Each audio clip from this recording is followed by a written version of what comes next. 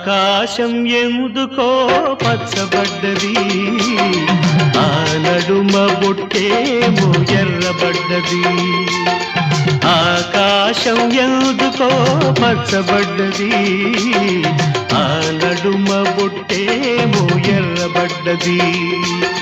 వీచే గాలుల తాకిడి, సాగే గువ్వల అలజడి, రమ్మని పిలిచే పైబడి. ఆకాశం